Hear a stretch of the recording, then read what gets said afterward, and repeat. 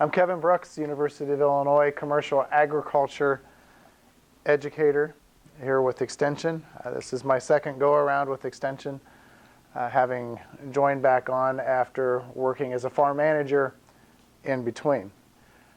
We're going to be talking about leasing, which has to do with real estate, and as a result, the state requires me to notify you that I am a licensed real estate managing broker in Illinois, which has no big purpose for you other than the fact that I have to disclose that when talking about real estate, even when I'm working for the University of Illinois.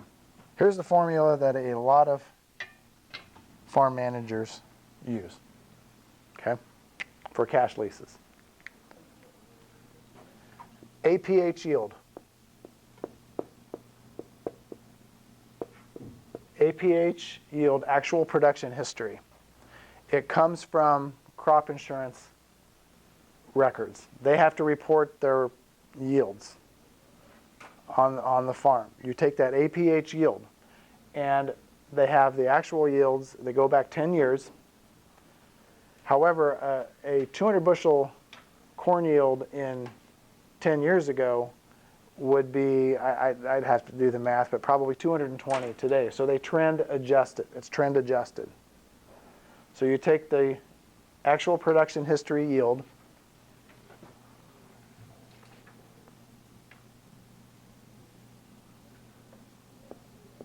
times the price.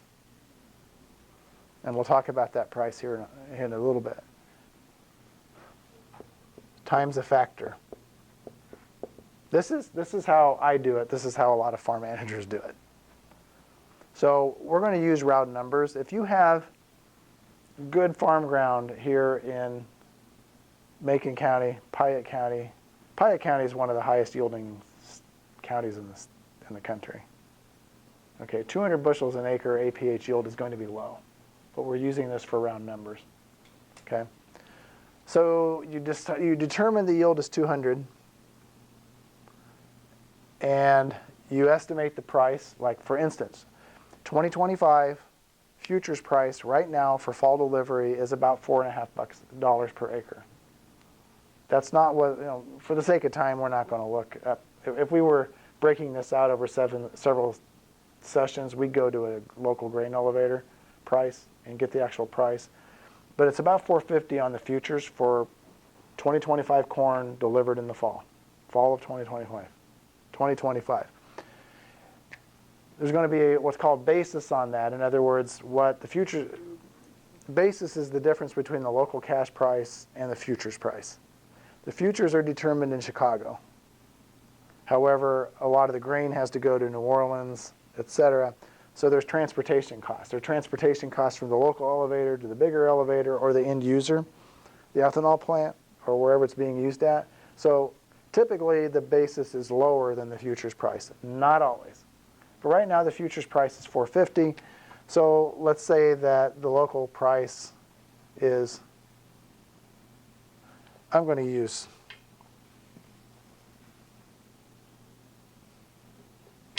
I'm trying to get round numbers. I'm going to use $2.50, which some of you own land, I am sure, that have an APH yield of 250. In other words, what it's going to yield on corn. $2.50 times $4 is $1,000. You would put in your own numbers. Whatever you think the price is going to be, cash, what the farmer will sell into the market. In Decatur, it's going to be higher. If they're delivering to Decatur, it's going to be higher than it is to, what did I say? Melvin, Illinois. Okay. It's going to be higher. So we have $1,000 of income there.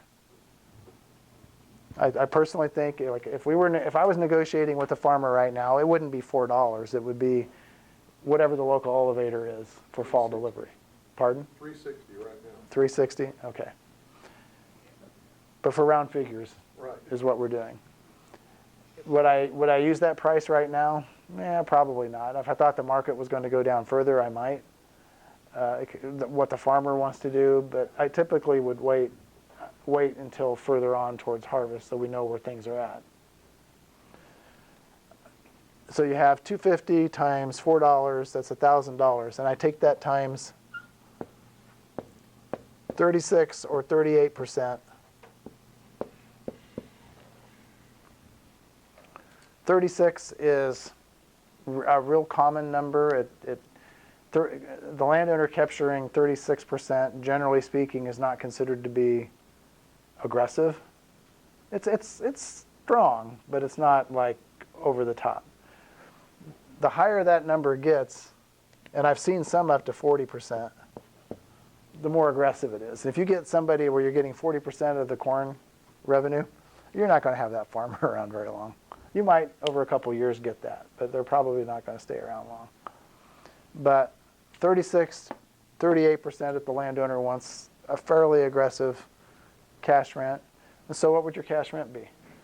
$250 times $4 times 36%?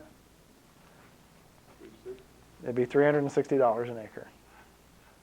And that's how a lot of farm managers do it. And corn is the driving. On corn. You can keep it at corn, which some do, or you can put beans in there as well, so soybeans. And you would do the same thing. You'd come up with the price. I'm not going to do the math right now, but that percent, instead of 36 or 38%, it would be 42 to 44%, with 42% capturing a lot of it. Now, if it's a farmer you really like, or it's your brother, or could be sister. Up until recently, the largest acreage farmer in Champaign County was a lady. If it's a relative, it usually comes down from here. And it typically runs for relatives 28 to 33%. The difference between corn and soybeans is that beans are so much cheaper to produce. Less cost. Right.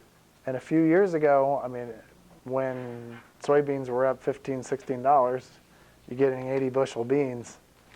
Yeah. It gets up there. So this is for beans?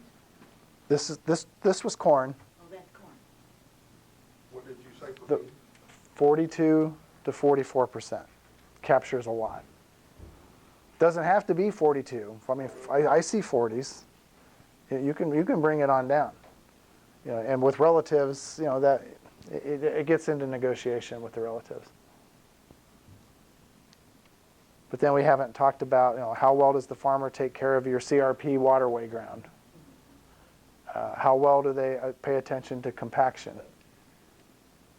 I can tell you this.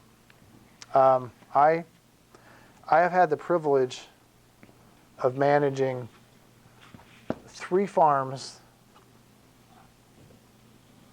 that, to be frank about it, they really produce the crops. 2 of them are Class A farms. The third one is a Class B farm. And we think we're going to hit 300 bushels an acre on it for corn this year. It has to do, what they all 3 have in common is they take care of the soil. They stay off it when it's wet. They don't compact it down. They do tillage activities that reduce the compaction. Compaction restricts root growth. And all of those farms have good drainage on them.